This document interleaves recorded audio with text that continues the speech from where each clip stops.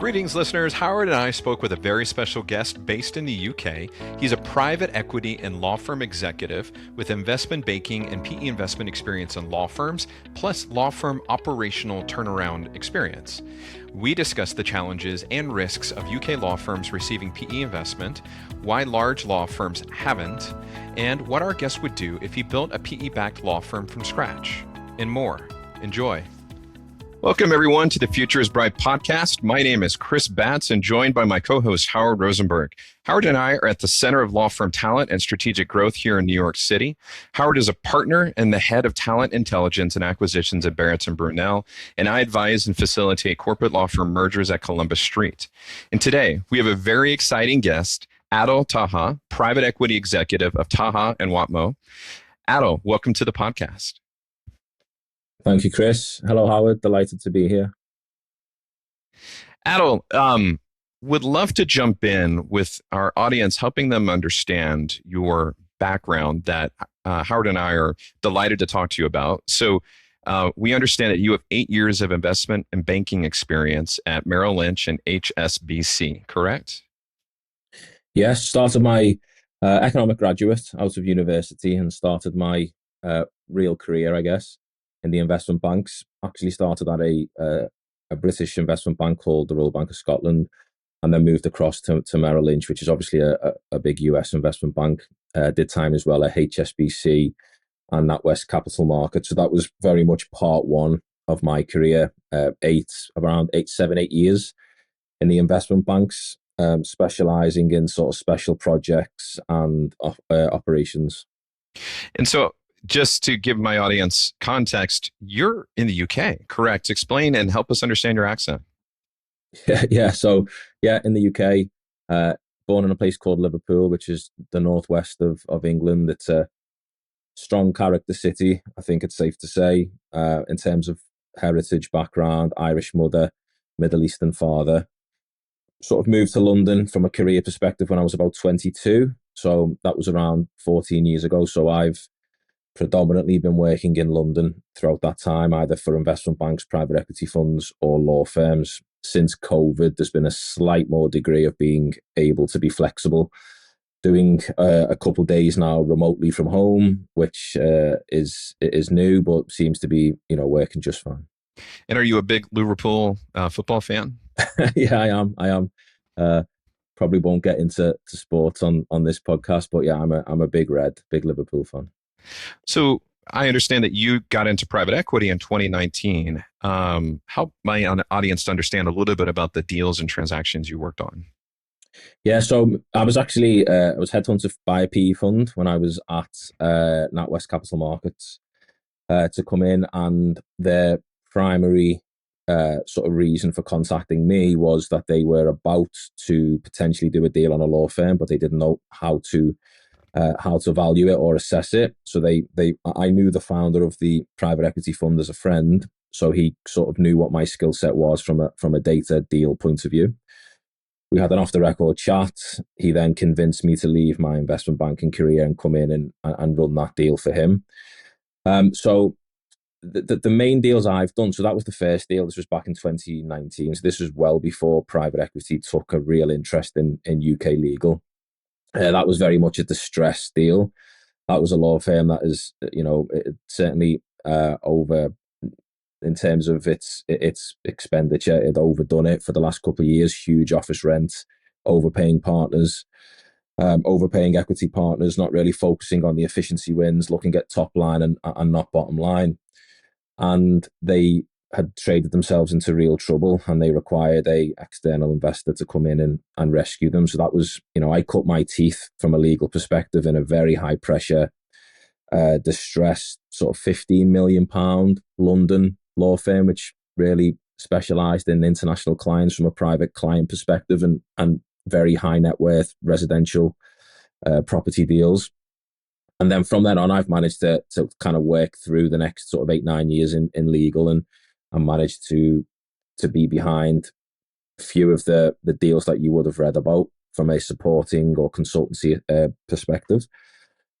I've also sold an accountancy practice, so it's not just law firms. I know how to sort of go through an accountancy deal as well and make sure that buyer and seller are aligned on that.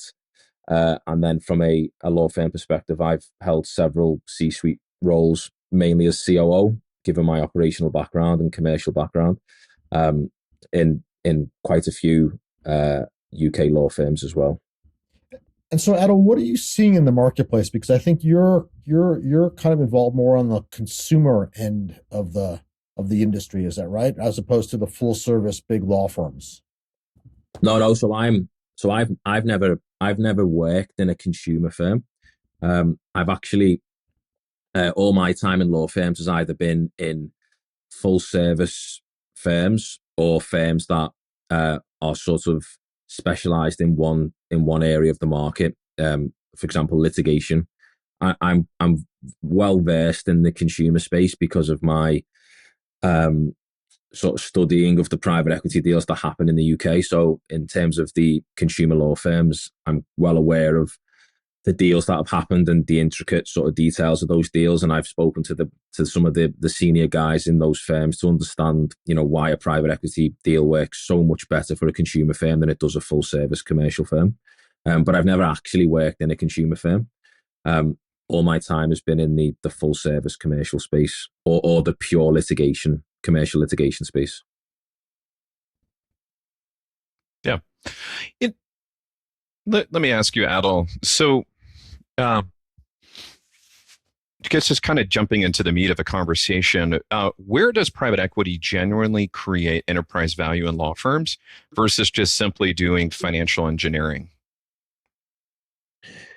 So the practical answer is that we haven't really seen that yet. We haven't seen that enterprise sort of equity value being created from a practical perspective. Now, there are one or two that you could argue quite well with data are looking likely to be doing that. But the way I see a private equity fund can really demonstrate value is on the sale or on the exit. So you can build theoretical value whilst you hold the asset. But the way I see the actual real sort of external value piece is your ability to sell it to another party at a price which allows you to make in private equity at least 2 or 3 times your money. But from a theoretical perspective, the ability to drive value is, from a theoretical perspective, it's quite easy because law firms over the last few sort of years and maybe the last decade or two, certainly in the lower mid market space, the lack of investment and the continuing sort of autonomy by a group of equity partners, where self preservation is the main driver for each individual equity partner, which is quite ironic to the term partnership because it kind of goes against everything that a partnership really should stand for. And I think the ability that a private equity firm does have is to come in and force a firm to start to make the right commercial decisions. I would argue that most equity partnerships have spent the last decade not making the optimum commercial issue, but making the optimum, whether it's self-preservation, whether it's something to do with the brand, whether it's something to do with profit allocation, whether it's something to do with control, but not the most optimum commercial decision, because the most optimum commercial decision would always be to probably pay yourselves less and then use funds to drive and improve the operating model, to invest back in tech, to try and recruit better, to maybe look to procure better systems on the operational side or the PMS side, to look at credit control and really drive that via really smart finance hires. And these are the things that private equity firms are starting to make firms do, which is why when they do a deal, the control element is a big factor for a private equity fund, which is one of the reasons why a lot of deals aren't happening, because a lot of equity partners struggle with the idea of giving up that control. What about the other side of the equation? I mean, all those sound like sensible kind of business operational aspects to, to I guess facilitate or execute on. But what about the actual growth of a law firm? So we're talking like new clients, higher pricing, Yeah. better talent. Like, how do you? I mean, and if a private equity firm kind of comes onto the equation into the on the equation, what happens? Like, who's going to run that? Who's going to sort of make that happen if it's a private equity owned venture now? Yeah, it's a really good question. So, just speaking from experience, my last role was rescuing a 15-20 million pound commercial litigation practice, which was it was a publicly traded vehicle. So it was on the A market in London. It was part of a public group which had another law firm attached, and we managed to me and a very good team managed to rescue it in very quick order. And I remember one of the first meetings I had with all of the partners was reviewing the pricing side of the business in terms of what the chargeable hours were. And we had partners going out the door as high as 1,200-1,500 pound an hour. Um, and you would probably say the average sort of partner was around the 800 mark. And then, we had partners going out at less than 500. So just bringing that commercial um, experience to the table, overnight, as the CEO, I sort of instructed with the founder that the firm, all charge out rates in the firm will go up by 20% by, this was on a Friday. By Monday morning, everyone's charge out rate was up 20%. And you get hit with the obvious, we can't do that. Clients will, there'll be problems, and clients will challenge this. And we didn't have one challenge. We didn't have one complaint. We didn't even have one conversation to be had. All current work that was ongoing was continuing to be billed at the legacy rate, but all new instructions would take on a new rate which is 20% higher. And we also set a minimum for partners as well, because we found that we had partners going out at 480 and some going out at over 1,000, which is not just commercially irrational, but also from a brand credibility perspective. It kind of gives a message to the market that there's maybe this partnership is quite volatile, or it blows hot and cold. So that was a very easy, data driven decision from a private equity guy to a group of a dozen partners, which on the face of it sounds like a very quick and easy decision to make. But I know that law firm would never have made that decision if I hadn't have tabled it. And that's just a very small, tangible example of how private equity use data, whether it's the data from the firm themselves or competitors or the market, to be able to make the optimum commercial decision. We're obviously looking at risk of the decisions as well. That was a very low risk decision. Knowing, I've spent the last 8 or 9 years running firms and understanding how clients react to certain things. Clients expect you to put rates up. Now, there is a ceiling, of course, but unless you're in one of the top firms charging, silly amounts per hour, the chances are that, certainly in a world like litigation, which is a distressed purchase, you go to a litigator when there's a problem. It's not like buying a house or setting a will up. It's one of the most high demand moments you're going to need for a lawyer in your life, and it gives you a slight ability to dictate the price as long as you do it in a commercial way. So that's just but pricing aside, what about, yeah. were you involved in conversations with partners about which kind of clients to go after? Is there a short list of top tier clients? Because you're trying to basically, increase your value proposition, and that's not always a financial equation. So, No, yeah, no, you're right. a rate issue. Yeah, no, you're right, Howard. So again, a lot of the decisions that private equity make are data driven. I'm a big data driven guy. If anyone follows me on LinkedIn, you'll see 90% of my posts are all data backed. In terms of clients, simple exercise reviewing the clients for the last 10 years of the firm, where they come from, how we got them. Was it a telephone call? Was it an internet sort of hit or lead? Was it a partner rainmaker type thing where they met someone in at a party and the next minute we're onboarding them? Looking at the sector that client comes from, the services that they required from us, did we cross sell other services to them? what price did we charge them? How much did we bill? How much did we collect? Did they come back for their next problem or for their next, did they refer us to a family member or a friend or whatever? That exercise itself, many, many, many law firms will never do. They will never do that exercise because it's unknown territory. And even if you hire someone such as a COO, or if you hire someone who is not from the legal side but operates within the law firm, there's a degree of them kind of sticking to the script. And if you go to a partnership as a COO, and I've done this before, and it doesn't always end well, and you kind of tell them that either they're doing something wrong, or they're missing a trick, or this is not right, or we've left money on the table here. Even if you're trying to help them and drive value and maximize the commercial potential of that business, there is an ability for equity partners to take that personal and to take that as a negative comment, or sometimes even an attack. So in terms of going in and driving clients, private equity can do that because off the back of most of the private equity deals that happen in this country, they then have legal control of the business.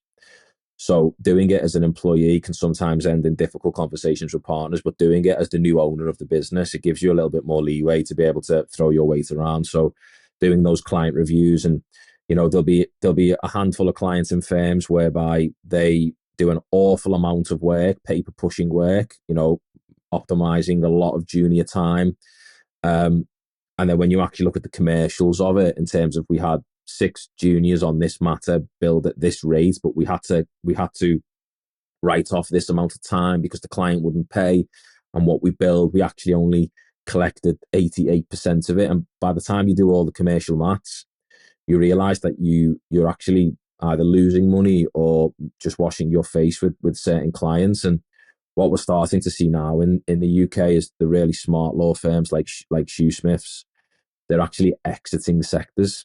And what they're actually doing is exiting clients, is the way I see it. They're moving away from sectors where they feel either the economic value of that sector is going to go through a volatile period, or the clients in those sectors themselves are not the type of clients that law firm wants to do work for. So so that's a really interesting kind of point about Shoesmiths, because maybe there's an opportunity that, maybe we'll talk about this later, but the pure private equity model needs to be reformulated to kind of really hit the bullseye within in legal. And maybe there's more of some sort of like JV partnership role between PE to help firms become more savvy in terms of the clients that they're serving, or the prioritization of the strategy about doing things that they maybe should not be doing going forward. So again, can you talk a little bit about that? Yeah, so in terms of the JV element, I'm not aware of the JV would kind of entail some type of partnership where the law firm remains to be a decision maker in most of the private equity deals, if not all, apart from the odd 1 or 2 minority deals that I'm aware of. The partnership, the equity partnership, the LLP, it loses all ability to make decisions at a senior level, or certainly at an owner level. And if not, most investors or private equity funds have a term called negative control, which basically the partners require consent from the investor to make a decision for maybe something that commits the firm to more than £10,000 or something like that. So the JV thing I haven't seen, but in my view, Howard, private equity is not the issue here. There's a lot of deals that are falling away, and I actually think it's not the law firm, to be honest. It's the equity partnerships that are the problem. Private equity has spent the last 10, 20, 30 years mastering other sectors, driving technology advances, driving commercial value, improving the product and services for the clients and customers in those sectors that they go into. And yes, there's a very lazy sort of rhetoric that people throw about, which is that private equity just come in and they do a buy and build and they join a load of things together and then they leave. And I'm sure there's an element of truth to that. Some of the maybe less sophisticated funds, but private equity funds are exceptional at driving evolution and commercial value. Why? Because they use data. They don't put their finger in the air and sort of check which way the wind is blowing. They use data and data analysis, and they are becoming exceptionally more sort of people based as well. I think 20-30 years ago, private equity would have been a completely different ball game than it is now. I think a lot of PE execs have woken up to the fact that you can't just come in 100% commercial. You have to bring that people relationship element to it. And I think the reason why a lot of the law firm deals are falling through or not happening is because of that people relationship element. And a private equity firm will tell a law firm partnership or a managing partner or CEO what their plans are for the next 5 years in terms of how they want to maximize value. And that will be completely different to what that law firm has done for the last 5 years. Because most law firms, they never look more than 12 months ahead. They look at the next year's earnings. If you're an equity partner, you want to know what you're drawing that year. You want to know what everyone else is drawing. You want to know where you are on the league table. A private equity firm, it kind of forces you to look at years 2, 3, 4, and 5, and to make decisions based on what's going to happen in years 3, 4, and 5 than what's going to happen now. So paying a huge amount of money to bring in a technology system that we're not really going to reap the benefits from until years 2 and 3. A group of equity partners, from my experience, and I'm sure there are some exceptional firms out there that, I know a few firms recently, there's one in my city called Hill Dickinson who certainly make decisions for the long term and for the long term gain. But I would say most firms are the opposite, and they struggle to make those long-term decisions whereby equity partners need to take a hit in the first year or the first couple of years to then see something down the road.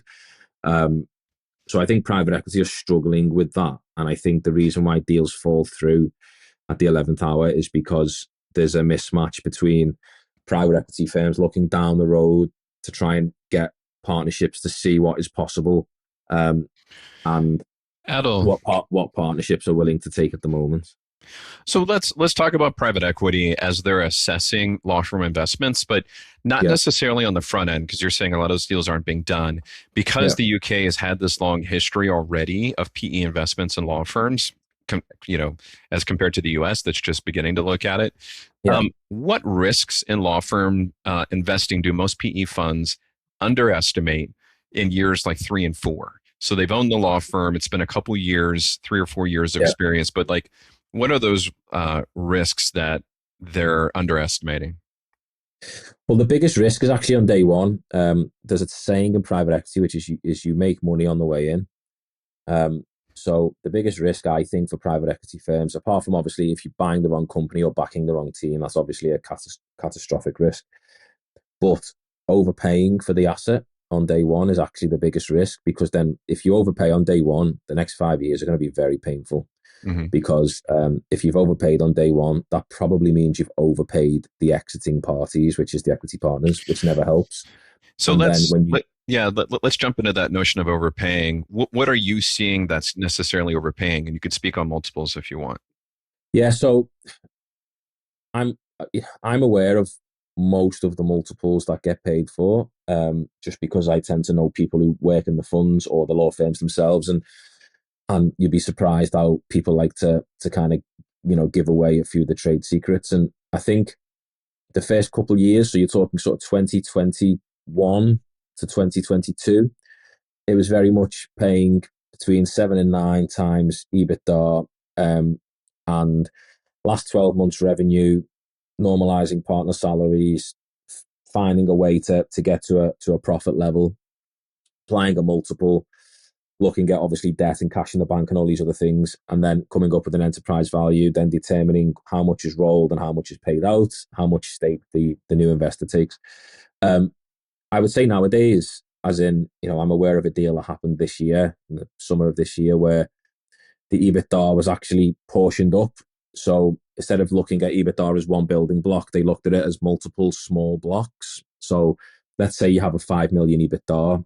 If 4 million of it comes from your corporate book and 1 million comes from a consumer book of personal injury, chances are you'll get paid a lot more than if that was reversed, because investors will pay a higher multiple for B2B work. Um, the ability to win that work, to drive that work. There's, if you look at what type of legal work is going to be in the market for the next 2 to 5 years, corporate work, litigation work, these are going to be high demand, high commercial value work Do streams. you do you find that different investors have different convictions paying different types of multiples? Because it's almost the reverse of that in the United States, where Yeah, there's so higher multiples for consumer firms like PI versus the business. the deal that I'm referring to, they paid, I think, around 7 or 8 times EBITDA for the corporate element of the EBITDA, Okay. and they paid 4 to 5 for the consumer book. So interesting. And the reason why that is because obviously in this country, it's obviously different in the US. We've had several rounds of regulation, legislation in the PI space, which 10 years ago was a different market. Whether it's the whiplash claims that were going around. There's the ability now to drive commercial value in the personal injury space is being damaged by regulation and legislation. Now, what you can do, we have a firm called Fletcher's in the UK, which is backed by a private equity fund, and what they've managed to do is ultimately using technology and lead generative tools in terms of finding the work that's out there. They're using the private equity sort of data and analysis sort of background and experience to find the high value, low risk work. So the personal injury work, which is, it's not your guy that's been hit at the traffic lights looking for a £2,000 whiplash claim. It's actually the huge medical negligence cases that are worth potential 6-7 figures. And your ability to find them, and most of these things settle anyway. Very few go to court. If you can build a business which can capture high value work and then settle 70, 80, 90% of that work, and then have the ability to litigate on the remaining sort of 10-15%, then you will make money. Yeah. Let's the other question. So, what law firm leadership muscles? So let me restate that. When managing partners receive capital, the law firm, what needs to change, or what do you see needs to pivot or change for a managing partner of a law firm once they receive capital when it comes to leadership? Do you mean off the back of a PE deal? Yeah, exactly. So they need to stop paying these partners so much, because if I was an equity partner, and it's been a tough slog for the last 5 years to not just get the firm growing, but to keep it kind of afloat and profitable, and to manage all the political nature of the business as well. And then someone comes along and offers you a 7-figure check, and you are a sort of low mid-market full service firm. You're probably earning somewhere between 250 and 300,000. You probably have a mortgage. You're probably married. You probably have kids. If you're lucky, they're in a really good school. If a private equity firm comes along and offers you, after everything out, 1.4, 1.5 million, and you get to take that off the table and keep your job, and then work on the next 5 years with this private equity firm at a lower salary, because what happens is they don't allow them to draw at the usual levels. They obviously go into a lower salary, but they get the cash on day one. It just sends all the wrong signals to that business. You have most of these businesses are 15% is the top equity partnership, and then the other 80-85% is everything below them. The only people that benefit in a private equity deal in this leverage buyout model is the equity partners. And yes, maybe 1 or 2 superstars get dragged up, and there's a way of rewarding them. But the biggest sort of gain comes to the equity partners. And I just think private equity, at the moment, it's all being done in a way to, there's a mad rush to get deals done. And I think PE are overpaying, not just in terms of economic value, but in terms of how they pay it. I think there's too much going out the door on day one to partners, and then just less being held back for earnouts. I think if you are, the old school way to back a management team is to, yes, commit a commercial value to them, and there has to be some day one consideration, of course, but it needs to be about the journey, not about the initial exit of the partners on day one. It needs to be about the journey, and there are ways of doing that which don't involve partners taking a huge amount of money on day one, because I'm aware of deals that have happened which are completely driven by partners just wanting a payout. So I have a question about that. So in other words, if this is a crystal ball question, Adil. So again, I think you're talking about all, the deals in the marketplace are all basically, existing law firms that may go through kind of a private equity kind of journey. What about the journey for like a NewCo arrangement that you're representing private equity money funds who want to get involved in legal, but creating a firm from scratch, basically, and then going for the long-term journey? Do you see that happening in the marketplace? Do you see that as a viable way for the private equity and the marriage and talent to go forward in the industry? Yeah, it's really interesting because nobody's done that. Why not? My thesis on that, Howard, is the moment the right team do that, they will build. So what if I was in charge of a private equity fund and I had sort of hundreds of millions to play with, I grant you that wish. You now have all that. You now have that ability. Yeah. I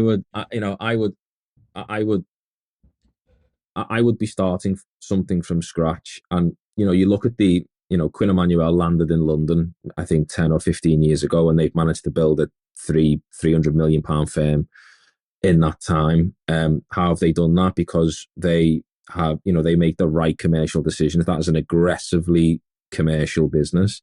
And that's what a private equity sort of startup would be. You would be able to go out to big law, whether that's Magic Circle or some of the American firms that are in London. You would be able to get the top rainmakers out of those firms, because as a private equity fund, you could pay them more. The way you'd be able to do that by making money is you'd be able to build a firm which is top heavy. So that would be a firm that specializes in equity partners and really, really, really high performing juniors. You wouldn't waste time with trainees. You wouldn't waste time with the really expensive newly qualified that we're seeing in London.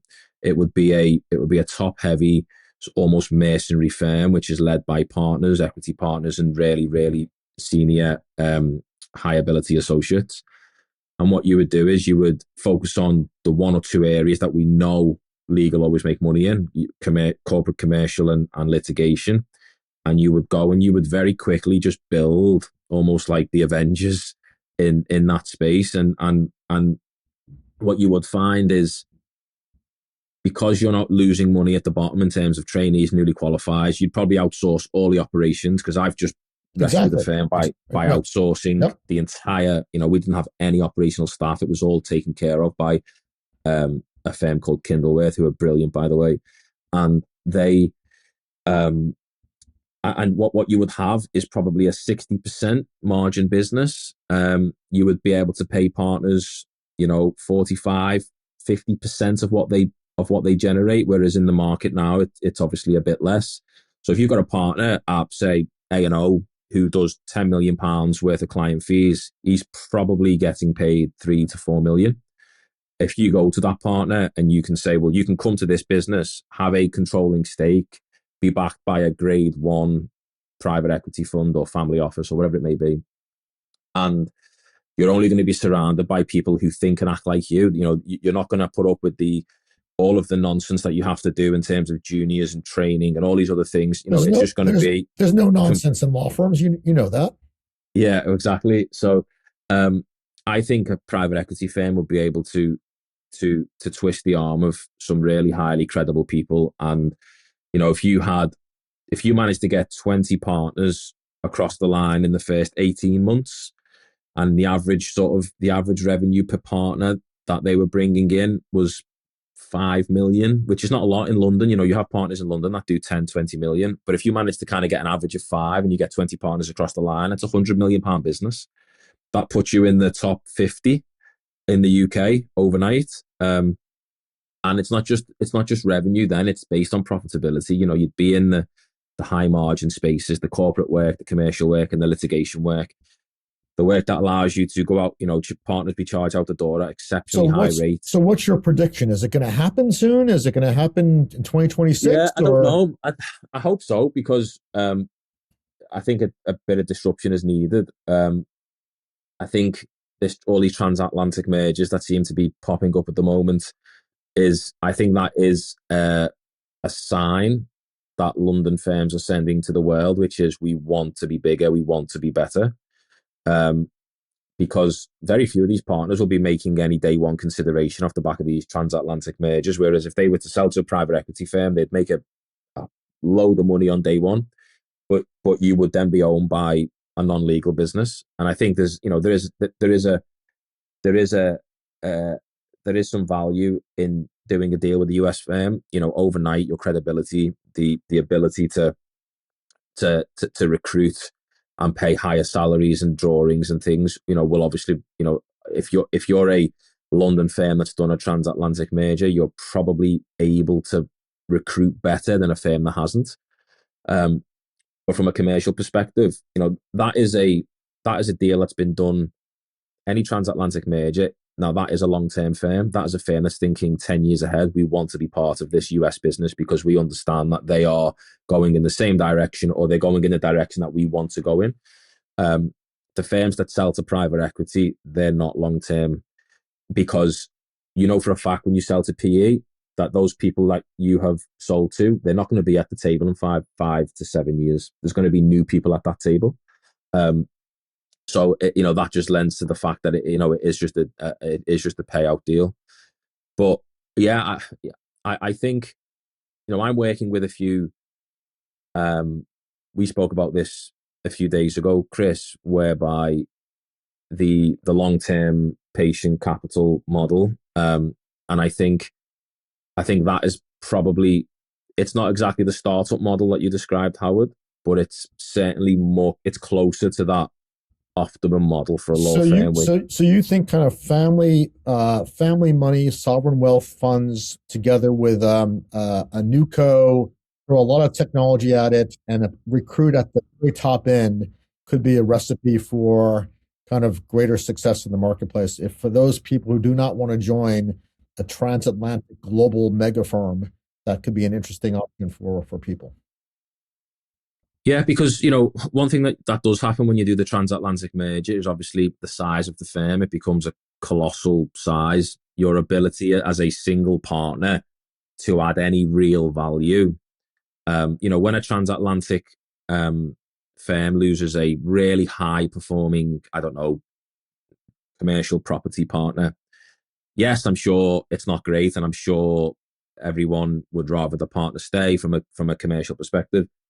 But it doesn't really touch the sides. And if you're making billions and you lose a £7 million partner, you're not going to lose sleep. Don't get me wrong. If a team of 20 walk out the door, then that's not great. So I think there is a small group. I'm going to say small. It's probably in the hundreds group of partners in London who are highly high performing partners who still value the ability to own and control something.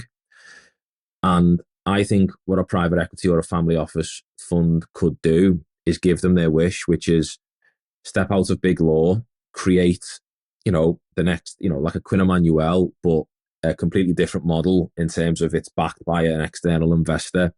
And it's run by very small partnership of hand-picked, high-performing partners from the city. Your ability to do that, if you got the brand right and the messaging right, it would not be difficult to get your first 5 or 10 partners over the line in the first year. Now, obviously, you have to wait for them, the restricted covenants and all these things that happen when lawyers move. But let's be honest, commercial decisions get made and things tend to settle down quite quickly. And I think if that was to happen, I do think there is a huge gap in the market for an investor-backed, highly credible, high-performing, big law type business, which doesn't have all of the, not negatives, but all of the cost constraints that big law has.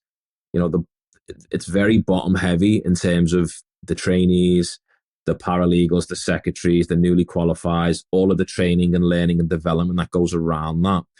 The office space to house all these people, the recruitment aspect and the cost of that, you just lose that overnight. It becomes it becomes almost like it's almost that the message is, unless you are the best, you will not work here. And that private equity could do that. They haven't done it yet, but I agree with you, they could. And Adil, the one group we haven't discussed yet are these firms who haven't taken private equity. We would call them the holdouts or the independents. In your country, in our country, they'll choose not to do that. In your opinion, over the next 10 years, is that a premium brand signal or a liability for them? Like, how are people thinking of, or how would you look at these firms who say, no, that's okay, we don't want that? A bit of both. So there are some firms that are doing that well and have managed to build a certain brand and credibility in the market.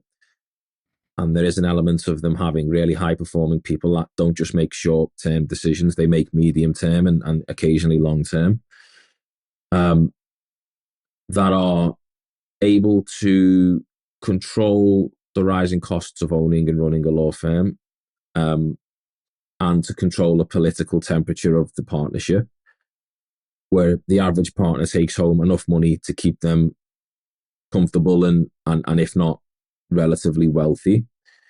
Then that is a signal of strength. And an independent like that, there are a few around. Private equity would probably love to go into a firm that is high performing. The problem is most of the firms that are being acquired by private equity, in my view, are actually really low performing.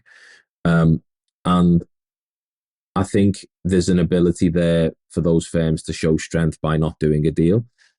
But then there will be firms that are doing that well, that private equity put an offer on the table, which is hard to say no to. You know, if you are an equity partner in a very good firm where you do not need to be bought by a private equity fund, but then you have, let's say it's a relatively small firm, let's say it's 60, 70 million, and there's, 50, 60 equity partners. When you get them around the table and you all look in each other's eyes and you all realize that you're all going to earn £5-6 million off the back of this deal, and you're going to be able to pay off mortgages and be very comfortable for the rest of your life in one sense, and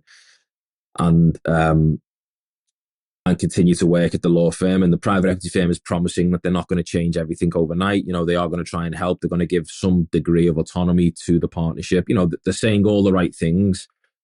Then, I think taking that deal, I think some firms will take that deal. So I think it's a bit of both, to be honest, Chris. Mm-hmm. Yep. And so Howard asked you the question about like peeling off, like starting a new firm by peeling off big law partners with PE. We haven't talked about, and I know you have a thought on this, why so many large law firms have yet to take PE.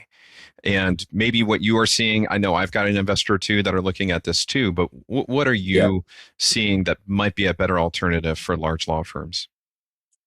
Yeah, so I've been approached only recently in the last maybe quarter by some of the bigger funds who have, from various sort of requests, from just meeting them for a coffee and having a chat, and they want to look at my data, or they want to sort of pick my brains on things, all the way to firms who have contacted me and said that they have set aside this amount of capital for a law firm, and it's a substantial amount.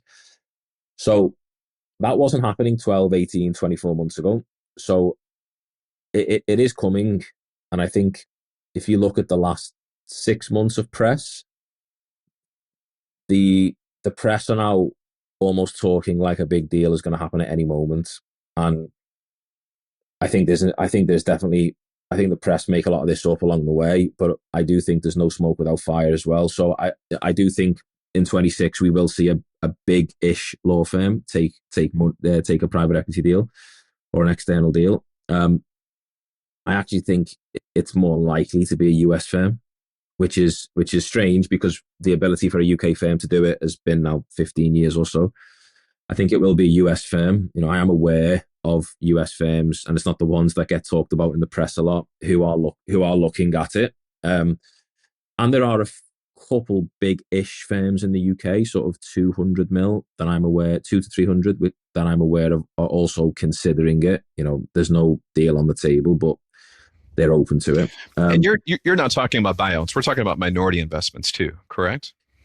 Yes. So I think at that level, a buyout is almost impossible. Yeah. To buy out a 3, 4, 500 million pound firm, which is completely owned by a group of people, to buy them out and have legal control, whether that's by a majority shareholding or by the terms of the deal, and then to have a group of hundreds of high performing partners go overnight from making every decision politically, operationally, commercially, to then not really making any decisions, so to speak. It just won't happen. And I just don't think that will ever happen. I think acquiring 15% or 20% or 10% of the equity points of an LLP and being a corporate member, and almost allowing, if you go and acquire 15% of a law firm, which is over the last 10 years has grown year on year, profits have grown, revenue per lawyer, profit per lawyer, everything is green and going in the right direction. Why would you not want to own 15% of that? You would get a short-term income stream, and you would have a long-term commercial asset value that, given the data, is going to be worth more in the next decade or two. And Adil, there's a precedent for this as well in other industries, specifically the sports industry. Yeah. Baseball teams, football teams, now relaxing the rules around private equity ownership about 10 to 15%. So what you're describing is perfectly viable in terms of big law going down this route. Yeah, and as you rightly point out, sports teams, there is a commercial element to sports team being sort of valued by revenue, by ticket sales, and by winning certain sporting tournaments. But the intrinsic value of the sports team is the players on the pitch. Absolutely, it's a talent-led industry. Yeah. Yep. And a law firm is no different. Lawyers don't have a price tag the way a footballer does, or an athlete. But they are beginning to be treated and vetted as sports, personalities. Yeah. And so these salaries that are being commanded in the marketplace about, being on the field as opposed, and will take care of your life outside of the field, is starting to happen inside legal. So this is a viable path for the industry to go down. Yeah. Yeah, no, absolutely. And just like when you have a maverick in a sports team that is a bit of a problem, but they turn up and win you the game every other week, law firms are full of partners like that, and partners that are stuck in the dark ages. They make the wrong comments at the wrong time. Obviously, 2025 is very different to maybe 1990 when some of these partners qualified. There's certain things you can't say nowadays and things like that. And just like a sports team, a lot of law firms put up with the maverick partner because they have that one client or two clients that have been with the law firm for a long time, and they know if they were to challenge or have a problem with a certain partner, they risk losing a 7-8 figure client fee every year. So it's more similar to sport than people might think. And when you're trying to build high performance teams, you have multiple personalities on the team, and so you're saying exactly what's happening on the ground inside kind of these bigger law firms. There's no question about that. Yeah, and as you say, Howard, I think no one bought a sports. Well, not many have bought a sports firm. A sporting business, and then sold it in 2 or 3 years. You buy it knowing it's going to probably cost you money along the way. It's going to be a mixture of commercial and emotive decisions and challenges. It's a highly in-demand product. I support Liverpool. If Liverpool lose 3, 4, 5 games in a row, I'm still going to go to the 6th and 7th game. So there's an inelasticity to the demand. It's kind of if you buy a product off the shelf and it's really bad, you're never going to buy it again. If you go up, you go watch your favorite sports team get beat 5 times in a row, you're still going to go to the sixth, seventh, and eighth game. And there's a similarity in a way to legal, whereby no matter what, people need lawyers. The world is becoming more litigious, more transactional, and with the whole AI sort of transition piece, I think there'll be a lot of work that falls off the back of that, both on the contentious and the non-contentious side. So I think, buying a sports business and buying a law firm, the similarity that is there is that you buy it for the long term. And I think there are some sports, football clubs that are majority owned by a private equity firm or by an external investor or a billionaire tycoon, but there is an increasing amount of private equity firms who are buying 5, 10, 15, 20% of these businesses. And I think that's where legal should be looking. If you sell 20% of a really high performing, highly profitable law firm to a private equity or family office, which has an ability to provide funds for immediate M&A or technology or AI, or to go and recruit the best partners out of competitors and not just improve your firm, but almost damage others. And also there's an ability to make some money on day one. Some in these 20% deals, there is an ability for partners to have a minor capital event, obviously not as big as an LBO. Why would you not do that? You're still in control. You gain all the professionalization, all of the data analysis, all the things that PE are good at that we know law firms lack. But to your point where we began this conversation, it really focuses the mindset on building enterprise value for the organization, even at a minority stake investment. So it really does change the mindset about how these organizations run themselves for the future. And even if they just future-proof the organization, it's probably money well worth spending to kind of go down this approach. So I think we're going to see more of this in the industry. And you're obviously in the forefront of this in the UK. Yeah, absolutely. Yeah. I'd love to pull on your counsel and wisdom and advice. And what advice would you give to managing partners, UK and US, US being that this is really starting to hit us, who feel the pressure to do something because others are looking at this or actually going to be taking capital? What advice would you give managing partners? I would say look at the deals that are happening and assess whether you feel like you're in that circle. So in the UK, 90% of the deals are happening in a very confined circle, which is regional firms, 20, 30 million revenue. If you're a 200 million pound firm, you're a completely different type of firm. You don't need to worry about the pressure that maybe other firms have. And I would also just ask, if private equity is the answer, then what is the question that firm is asking itself? What is it that we're going to get from these guys that we can't do ourselves, just by maybe making a different type of decision, challenging ourselves? There's no decision a private equity firm makes that an equity partnership could not make tomorrow. There's not one decision. If they needed money straight away, pay yourself less. If that's not enough, go and get some bank debt. There's nothing there. The elephant in the room on this is that private equity are paying partners obscene amounts of cash to do a deal, and then to convince them that is the best decision for the firm. And if I'm a partner that's earned £250,000 a year for the last 10 years, and I suddenly get offered 10 times that amount, and I get to then move from my 250k drawings to a 175k salary, and I've now got a long-term salary with that business, and I've got an earn-out potential on more future income, and I also get a third bite at the cherry when the private equity firms sell their investments in 5 or 7 years. That self-preservation that I talk about, it really comes through, because it's, these businesses are built by human capital, whether it's the partners themselves or it's their relationship with the clients in the market. You have to factor that in when you do these deals. There is a flawed element to these deals, and that flawed element is that self-preservation. If you go to a group of partners and say you can earn 10 times what you've been earning for the last 10 years, you can earn it in 1 year and still fall back on this nice cushiony sort of background of where this firm will go.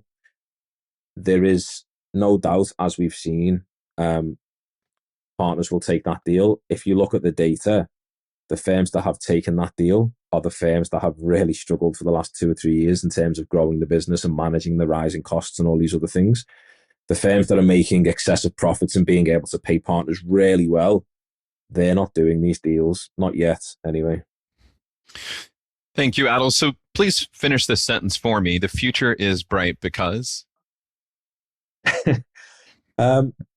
Well, I actually think from a legal perspective, there's going to be a degree of darkness over the next 12 to 18 months. In the UK? In the UK, yes. Because I think there will be a degree of sort of distressed law firms, certainly in the lower mid-market. But I think from a legal perspective, the future is bright because I think lawyers and law firms, they always manage to find a way to get themselves through. You know, if you look at the COVID pandemic, if you look at the recent, over the last couple of decades, the big economic crashes, whether that's stock market or Lehman Brothers or .com and all these things,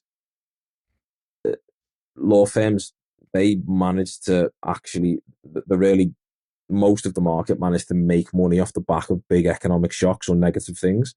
So I think the future will be bright for them because they always find a way.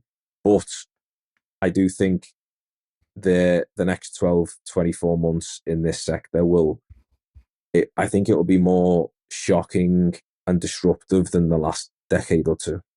Yeah. Adil, how can people find you, contact you, follow you on social media? Yeah, I'm very active on LinkedIn. So if you search my name, you'll probably find me quite easily. I tend to post quite a lot, and it's all sort of data-driven, commercial, sort of economic value based. It's very current, and I tend to talk about deals that are happening or deals that have got been and gone, and we've now got a couple of years of orders to the count that we can start to do some trend analysis and actually get under the hood of, one thing that I'll be doing in 2026 is looking at the private equity backed firms that did a deal 2 or 3 years ago. They've now had, 2 or 3 years of being PE owned. And we have the ability in this country to then review their accounts on an annual basis. So do some trend analysis and see if there's any patterns across the different PE owners in terms of, are they taking out administrative staff? Are they putting up charge out rates? Are they exiting fee earners? Are they spending money on software and PMSs? Are they looking at credit control? Has the lockup of these firms improved dramatically whilst they've been PE owned? So that's one thing I will be doing. And yeah, I'll be posting all about that on LinkedIn. Awesome. Adil, it's been an honor and a pleasure. Really appreciate your time today. Yeah, no, it's been brilliant. Thanks for your time. Thanks very much. Appreciate the conversation. Cheers. Thank you. Thank you.